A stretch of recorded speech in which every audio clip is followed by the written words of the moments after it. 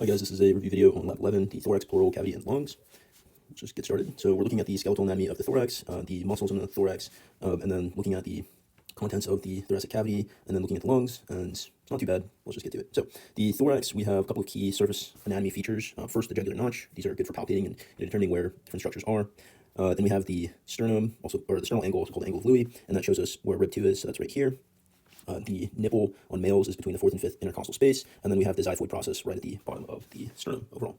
Then a couple of things to note. We have some discussion today of the 12 ribs, and so ribs 1, 2, 3, 4, 5, 6, and 7 are considered true ribs because they articulate with the sternum, and you can say 7 does articulate with the sternum here.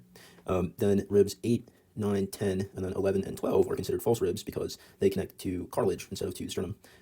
And in particular, you'll notice that rib 11 and 12 don't connect to the costal margin, this meetup of cartilage, coastal cartilage from the ribs. All right, and then we're going to talk about some joints, but the slides from the lab are a little bit not addressing all of them at once, so here they are all at once. We have the costovertebral joint, which is going to be the head of the rib with the vertebrae in the back. So here's an example right here. It's going to be between the head of the rib and the vertebrae, and then the tubercle of the rib and the vertebrae. And we just remember it, vertebral is the good way to know which joint it is. And then we have the sternocostal joints, and so, right, this is the sternum with the costal cartilage, 1 through 7. Those are all located here. Again, just use the names of the different structures to know what the joint is connecting. We have the interchondral, right? We know that chondrocytes produce cartilage, and so interchondral is going to say, well, this is going to be between cartilage, and so this is, right, at the edge of each of our ribs, we have coastal cartilage. Even the floating ribs have some coastal cartilage, so these joints are going to be here, in between the coastal cartilages. Then we have the manubrosternal joint, which is a fibrocollagenous joint between the manubrum and the body of the sternum, so this joint right here, which is also our angle of Louis, aka the sternal angle. And then we have the xiphoid joint, which is between the xiphoid process and the body of the sternum, which is located here. So not too bad, but we're going to take a deeper look into this particular joint where the rib meets the vertebrae in a couple minutes. All right, so again, surface anatomy, jugular notch, very easy to palpate between your two clavicles. This is just saying, do you know how to count ribs on a patient? And the answer is hopefully yes. We start by, you can palpate the sternal angle, and that's going to be midline to rib 2, and then you can count the ribs down from there. And that structure is useful landmark to begin counting. All right, and then other surface anatomy, so we had sternal angle, jugular notch, xiphoid process, this guy right here, and then the nipple between the 4th and 5th intercostal space. This appears to be on a female, so first intercostal space, second, third, fourth, fifth. We'll see that in just a second. So first intercostal space, second, third, fourth. The nipple is typically located in the 4th intercostal space for males. So are there any male to female differences in the position of surface landmarks as related to underlying rib structure? Well, males have it, again, 4th intercostal space, so where the nipple is typically located. Females, it's generally lower, so you can't use that quite as the landmark. Better to use the Louis angle and then count down from there. All right, great. So important to know in these diagrams, it's not showing the floating ribs, 11, 12. Okay, other landmarks, right? We have the, this is the sternum overall. We have the manubrum, which I'm sure I'm mispronouncing, the head of the sternum, and where it meets the body of the sternum, we have the sternal angle once again. The different parts, so we have head of sternum, manubrum, body sternum, xiphoid process. There's significance, well, we have the different joints that are meeting up here. So we have the sternal costal joint, which again is coastal for coastal cartilage of the ribs. Every rib has coastal cartilage on the ends, and so that's going to be for articulating with the ribs, and you can just count these out. 1, 2, 3, 4, 5, 6, 7. So this is 4 ribs, 1 through 7. And then we have this joint right here, the manubrosternal joint, and then down here, the xiphoid joint. So we have the joints articulating with the sternum. We also know, of course, that the sternum, you just palpate your chest, like what's right below your sternum and slightly to the left side of your body, your heart, right? So just like, the rest of the rib cage, it's protecting the thoracic cavity and the organs inside of it. All right, other thing to note, we do have another joint at the top for where the clavicle, the sternal fossa of the clavicle, articulates with the sternum, and then that's about it. And then we know that the body of the sternum is a site for bone marrow biopsies, right, looking at formation of blood cells, etc., important for treating cancer. All right, so additional landmarks, we have the coastal margin, right? We know that each rib has, whether it's floating or not, has coastal cartilage at the end. And so the coastal margin is the section down here where we have coastal cartilage meeting up. The ribs that are associated with the coastal margin, we can just see here, 8, 9, or 7, 8, 9, and 10. And the ribs that do not articulate interiorly with the skeletal element are going to be 11 and 12, or 2 floating ribs down here. Okay, so what about the costovertebral joint that's in the back? What's going on with that? How is the rib articulating with the vertebrae? All right, so this has to do with the head of the rib. In particular, you're going to have the head of the rib articulate a set of faucets on the vertebrae, and then the tubercle of the rib, which is maybe better shown here, is going to articulate with the faucet on the vertebrae. So in particular, we have the, along the body, we have these two faucets, which are going to articulate with the head of the rib. So the head of the rib comes in here. This is the demifaucet, and then you have the inferior coastal demifaucet that's doing that, and then the superior coastal faucet, which are together. Right, so here's a superior coastal faucet, and then right here is the inferior coastal demifaucet of the vertebrae above it. Okay, and then we have on the transverse processes of the thoracic vertebrae, right? So the transverse processes are these guys right here, right? That part that's sticking out from the vertebrae. That's going to articulate with the tubercle of the rib. And so it's just a faucet on the transverse processes for the tubercle. Why does it make sense? Well, the rib of the tubercle of the rib is further out than more lateral than the head of the rib, and so you're gonna need a structure that is coming out laterally to articulate with the tubercle. All right, and then the joint itself, it's it's a synovial joint. We do have synovial joint cavities. The ligaments are fairly straightforward, with the exception of the radiate ligament, which is going to be between the vertebral body and the head of the rib. You just have to memorize that's called radiate, and then the other ones over the transverse from the tubercle of the rib to the transverse processes, we have the lateral costo-transverse ligament and costo-transverse ligament. So the hint is transverse for transverse processes. All right, so it's not too bad. Costo-vertebral, that's between the rib and the vertebrae. Okay, and then other than that, let's just take a look. It's the thoracic inlet. So the thoracic inlet is this region at the top. We've been asked to specify, what are the borders here? And, well, you can really just trace it. We see that we have the top of the thorax is bounded by, in the posterior part, the thoracic vertebral vertebrae 1. Then you have rib 1. Right here, and then rib 1 extends into the upper border of the manubrium, and then back to rib 1. So not too bad. Kind of makes sense if you just trace it on the skeleton. What structures are associated with the thoracic inlet? Well, different vessels, but then we also have the trachea involved with the respiratory system, and then the esophagus for eating. So esophagus goes through this region, the trachea, and then the vessels to the body. So we have subclavian artery vein, which we know is going to go to the upper extremities, and then you see that on the other side as well. And then you have the vessels and nerves going up to the head. All right, what about on the other side of the thorax? We have the thoracic outlet, which is towards the feet. And in particular, what are the boundaries? Well, we have our nice boundary from our diaphragm right here, and you can trace that along to rib 12 in the posterior section, more anteriorly the arm portion of the diaphragm.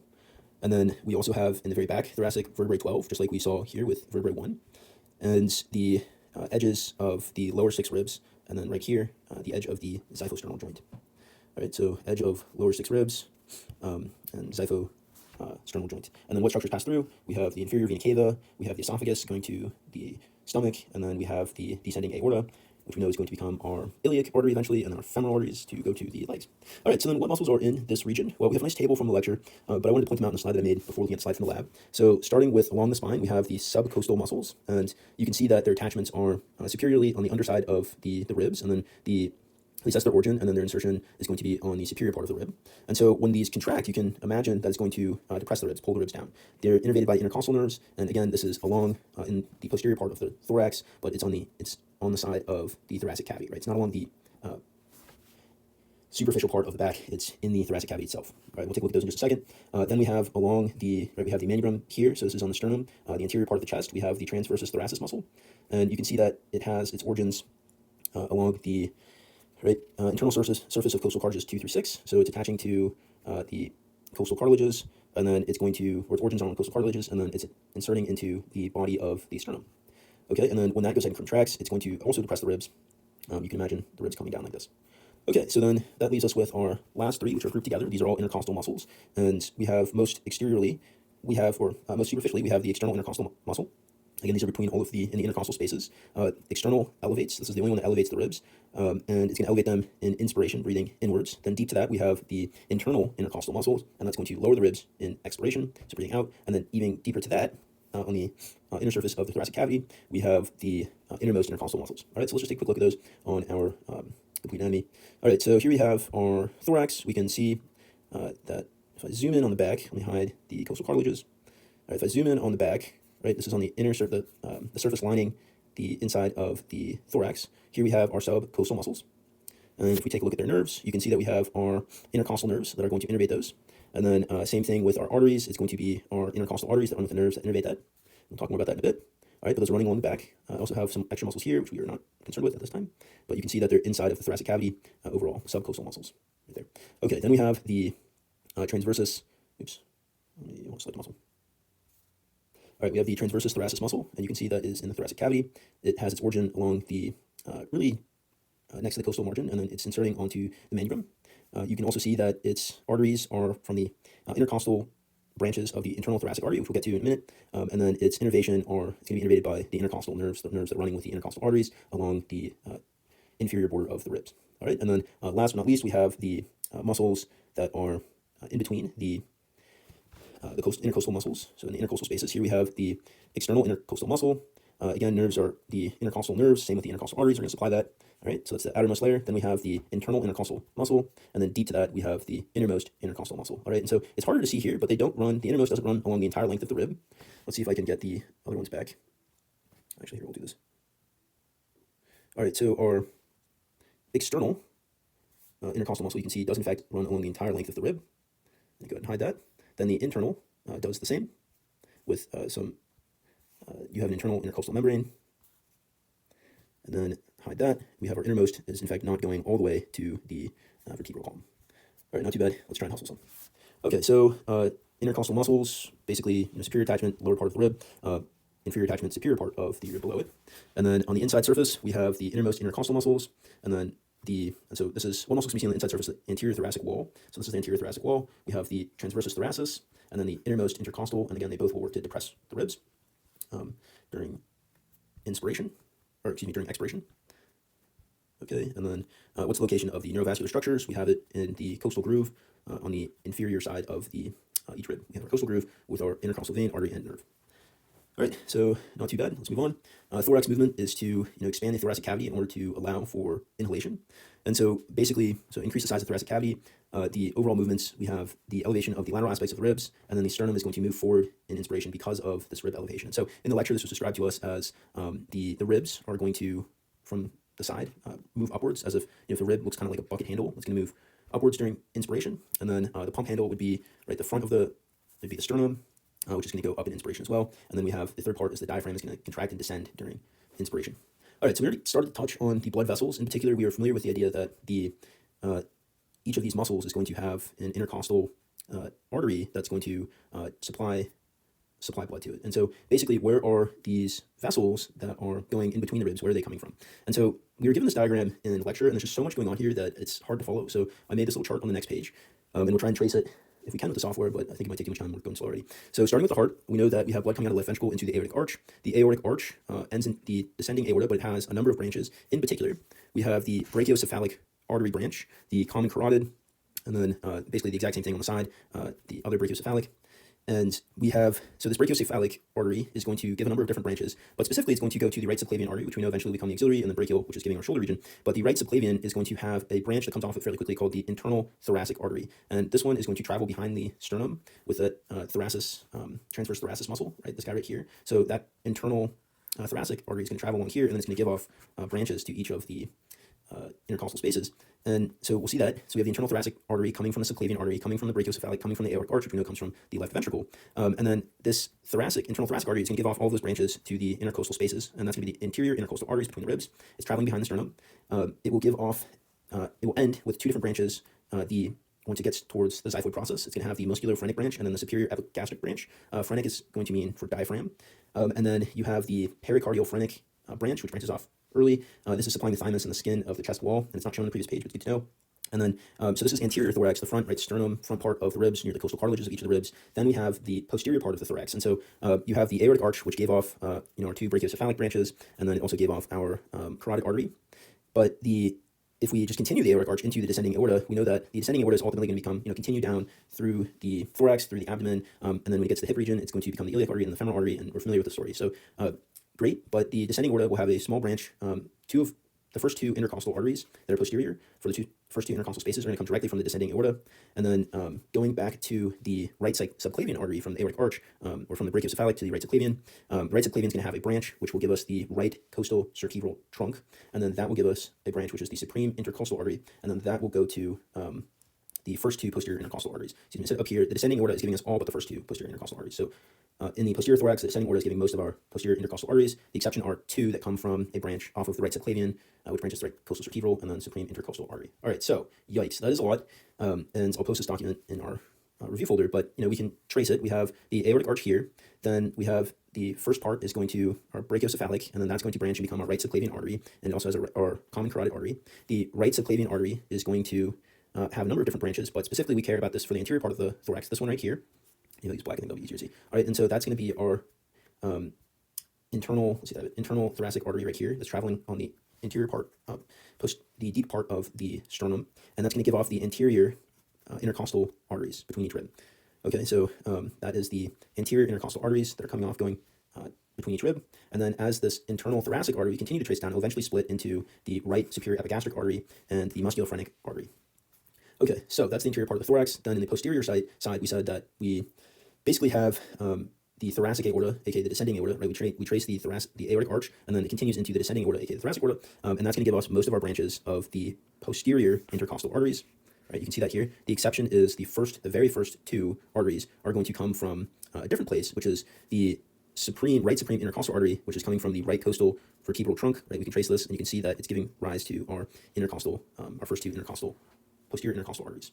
All right, so hopefully that was helpful. Maybe it's clear as mud. I think it's going to take too long to look at the software, but this is a good image, I think, for knowing the branches of the blood vessels. All right, so then we have the veins, and the veins are a little bit more straightforward, follows the same sort of pattern.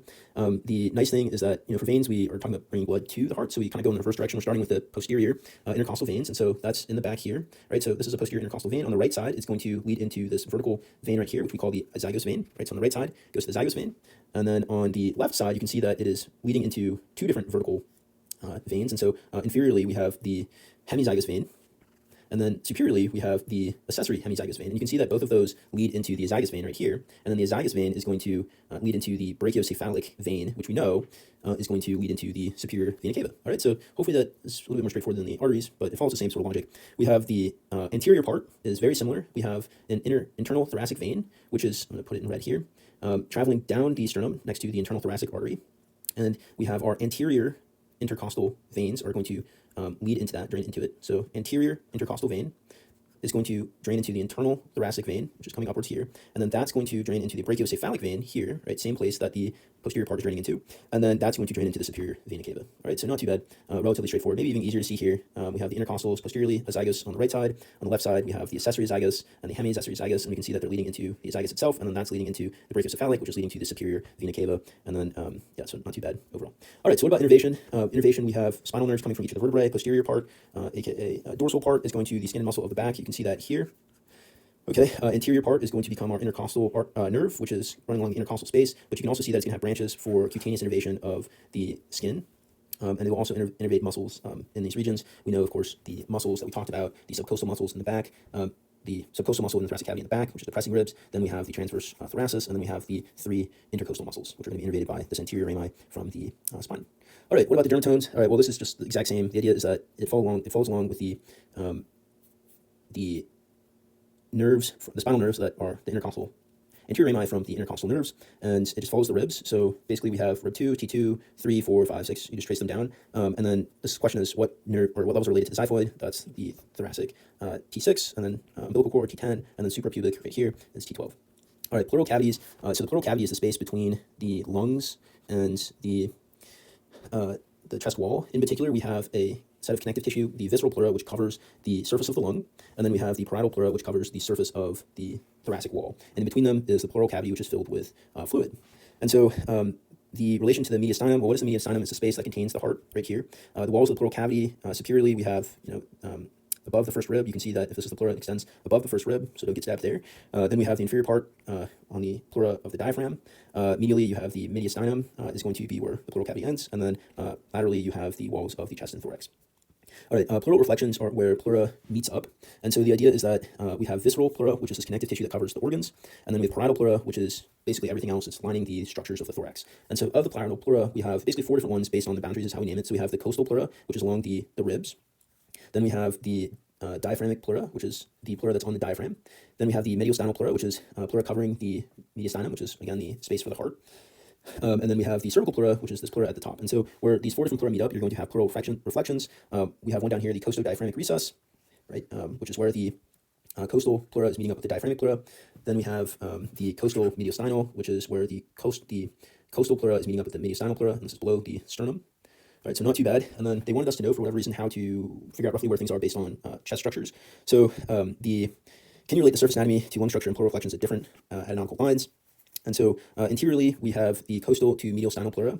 And again, this is the costal mediastinal reflection and recess that's going to travel basically where the costal pleura is meeting the mediastinal pleura behind the sternum. And you can see on the right side or the left side of this person, there's a divot for making space for the heart. All right, but in particular, it's meeting behind the sternum and it's going down to the 6th costal rib. So it ends around here. This is where the mediastinum is ending, and so the end of the coastal to mediastinal pleura is finishing there. And then inferiorly, we have the coastal and diaphragmic pleura, right? So the edge of the thorax to the pleura that is on the diaphragm. And this one's a little bit more difficult to show, but the basic idea is that, let's see if we can go back to this. Yikes, all right, so much muscle. All right, let's see, respiratory, oh boy, how about actually just, I want to show the diaphragm. All right, well, the idea is that, let's see, we can at least get the lungs. You can trace the, if you know, we have this border of the lungs, the lower edge, and the edge, the reflections of the pleura are going to be about 2 ribs below that. And you can see that it's not like a straight line because the lungs are, it's not like a horizontal line at all, and changes its height. The border of the lungs is curved. And so the idea is that the reflection between the coastal pleura and the diaphragmatic pleura is going to be curved as well, and you can follow, kind of track it with ribs. And so the idea is that if you go here, you can see a little bit better. At the mid-clavicular line, you can find the edge of it at rib 8 of the coastal to diaphragmatic pleura where they meet, and then at the mid-axillary line, right, so tracing the center of your armpit going down, rib 10, and then in the back, the posterior part, right, from our software, we can see that the posterior part is where the lungs go the furthest down, and so here's rib 12, 11, 10, the pleura is going to go down to rib 12 overall, so the bottom rib. All right, not too bad, maybe it's clear as mud, but let's just finish this because I'm getting tired. All right, can you predict the relationships of the pulmonary vessels and bronchi at the mediastinal surface of the lungs? All right, so basically the bronchi are going to be the most posterior. That makes sense, right? We can see the trachea here, which is leading into the bronchi. Then the veins, the pulmonary veins, this is really the key one for knowing location of these, is going to be the most anterior, most towards the front of the body, and then the most inferior, the most towards the feet. All right, then the arteries, the pulmonary arteries, bringing blood away from the heart to the lungs are going to be superior to the veins and anterior to the bronchi. All right, and then we do have bronchial arteries which are supplying the bronchioles, right? So we have trachea, then trachea gives rise to the bronchi, and so the bronchi are going to need blood themselves, right? They need oxygen, they need nutrients, and so where is it getting its blood? It's getting it from the bronchial artery, and that's coming from the upper thoracic aorta, which supplies visceral pleura and the walls of the bronchi. The bronchial arteries do that. All right, so then basically the location of these structures we can see them in the roots of the lungs. And so for just looking at the lobes of the lungs, we have this is the right lung. The right lung has 3 lobes. We have the superior lobe, we have the middle lobe, and the inferior lobe. We have the horizontal fissure, and then we have the oblique fissure that separate them. The hilum is the basically the part that is like that region that is describing like the root overall, but I think it also includes like the connective tissue in this region. And so we have the structures of the root. If the hilum contains the root, the structures of the root right here, we have pulmonary artery, which we said is anterior and superior to the bronchi. We have 2 pulmonary veins, which we said is our real key landmark that's going to be the most inferior and most anterior, all right, which we can see is true, right? It is, in fact, anterior and most inferior. Then we have our bronchial vessels, right, to supply the bronchi. And then we have the main bronchus. And here, it looks like we have 2, but we also know, based on the structure, that, right, this is the main bronchi, and you can already see that it splits, and will continue to split to get to the different sections of the lungs. All right, and then impressions on the lungs themselves. We have the superior vena cava, inferior vena cava is going to make impression on the right lung. The azygos vein is going to make impression, and then we have the esophagus making an impression on the lung as well. All right, so then can you describe the lobes of the left lung as well as structures that make impression on the mediastinal surface? All right, so we didn't really cover this as much, but right, this smooth surface on the outside right here, this is the coastal surface, right? That makes sense because it's on the, it's going to be adjacent to the thoracic wall. Then you have the mediastinal surface right here. This is mediastinal surface, and then the diaphragmic surface, and that all applies here: coastal, diaphragmic, mediastinal surface. And so we have the exact same things with the roots of the other lungs, right? Because it makes sense; it should be the same. We have the pulmonary artery on the most superior. Our real key landmark, the pulmonary veins, are most anterior and most inferior, which is true, and then we have our bronchi. All right, in terms of impressions, we have esophagus pushing in here. We have the descending thoracic aorta, and then the arch of the aorta overall. Oh, and then we have a superior lobe and inferior lobe, and we have an oblique fissure. And if you remember, the right lung has a horizontal fissure and an oblique fissure. So they both have an oblique fissure, but the right lung has a horizontal fissure, which could be a test question. All right, can you summarize the respiratory pathway? We've kind of already touched on this, but trachea to the main bronchi. Then the bronchi are going to become lobar bronchi, and then segmental bronchi, which we call tertiary bronchi. All right, so we just trace that. Trachea here, right main bronchi, lobar bronchi, and then segmental bronchi, aka tertiary bronchi, which are going to branch even further to give us our like alveolar sacs, etc. All right, so then lungs, innervation. Some extra information here we don't necessarily need, but parietal pleura and somatic information from intercostal nerves and phrenic nerves. Visceral pleura is insensitive to stretch, but it's innervated by autonomic nerves. So that was from the lecture, not super necessary. What we care about is how the lungs are being innervated, and we have the parasympathetic nervous system, which is going to rest and digest. So the parasympathetic nervous system is going to constrict muscle, and it's going to increase secretions. And then the sympathetic nervous system is going to relax the bronchi muscle so you can breathe better, and then reduce secretions. And so what nerves are we talking about? We have the vagus nerve, which is cranial for the parasympathetic nervous system, and then the sympathetic trunks, which we can see here, are eventually coming from the vertebrae, and those are for the sympathetic nervous system. Okay, this stuff, like what structures can you see? All right, well, we have the aortic arch here. All right, this is the left part of the body. This is the right. We'll cover this more in radiology, so I'll let you we'll go over that later. All right, so that's it, and it's a good job. That took a long time, but there's a lot of material, so good job, guys.